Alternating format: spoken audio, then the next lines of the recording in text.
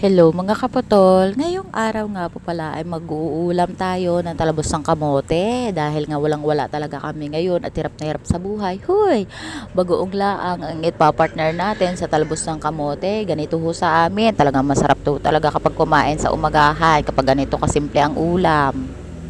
Tapos, sasabayan mo ng kape na puro na sobrang itim na itim. Tapos, sobrang tapang na kahit kailan kayang-kaya kang ipaglaban.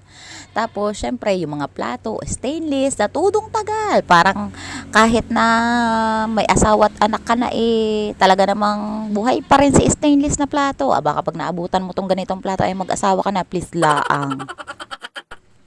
Shoutout nga po pala kay Ma'am Jessa dahil sa t-shirt na binigay niya sa akin yung time na naligo kami at talagang walang-wala talaga ako at pagdating nga namin ay sobrang lamig. Huy, thank you Ma'am. Bilang pasasalamat ho ay susuotin ko na laang ho sa vlog ko itong t-shirt mo tsaka cycling mo. Huy, hindi ko pala nasuot yung cycling. So, ayun nga mga kaputol, ngayong umaga nga po pala ay ganito laang yung ginagawa ko kapag halimbawa wala talagang ulam, dito laang ako kumakain sa labas. Syempre, mayaman tayo, laging kumakain sa labas. Alangan naman sila lang may karapatan para kumain sa labas. Huy! Sobrang sarap lang sa feeling kahit na sobrang hirap mo sa buhay, yung wala-wala ka na talagang pera, yung kahit piso lang or 5 piso lang yun nasa wallet mo ay solve ka na at nakaka-survive ka na sa patapik-tapik sa bagoong at pakuha-kuha ng talabos ng kamute. Tapos sasamahan mo pa at sobrang sarap din talaga ng garing na bigas. Favorite na favorite ko. Hindi naman sa pag-iinarte, ayaw ko talaga ng mga malalambot na parang lata-laang yung kanin mo kapag sinaing. Sabi nga ni Jowa, ay bakit ganyan daw ang ugali ko? Yung parang kadami-dami namang afford na bigas na dapat kailangan bumili ng mga, meron namang mga friesy. Huy, friesy, mayaman yan. Hindi naman sa pagtitipid, pero mas gusto ko talaga yung garing na bigas kainin kapag nandito lang sa bahay. Pero yung nakakain na sa mga McDo, Jollibee, huy, nag-endorse. Parang hindi na tayo tutulungan niyaan. Paano ako naging, ano tayo niyan? Patalastas, parang hindi na. Siniraan, hindi laang. Kinukumpara ko laang yung mga malalambot na bigas na pangmayaman na ayoko.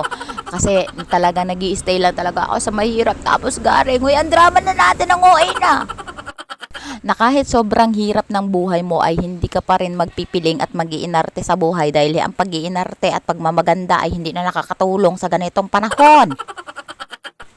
Kaya nga mga kaputol ay sinishare ko laang yung mga experience ko, yung mga ginagawa ko sa bahay, yung talagang kinakain namin. Yung mga simpleng gawain, yung mga traditional na inuulam talaga natin. Huy mga Pilipino, huy ang daming sinabi. Sa dami din nagtatanong sa akin kung paano nga daw ako magkamay kapag nasa bahay. Dito nga nakikita nyo nga mga kaputol, ganito nga ako magkamay at ganito nga ako magsubo at ganito talaga ako nakasurvive sa pang-araw-araw. Kita nyo naman ang katawan, hindi na papabayaan, diga? Kaya naman mga kaputol ay sobra ako nagpapasalamat sa mga nanonood, sa mga nagfa-follow, sa mga nagsusubscribe at talaga na tumatangkilig sa aking mga vlog at talagang nakaka-inspired sa mga vlog ko na talagang marami akong napapasayang tao, humahanga at na-inspired. Huy, sana all na lang talaga. Kaya hanggang dito na lang. I love you, Mama Chup Chup. Nabusog na naman tayo sa bagoong at kamuting nilaga. Sana kayo din.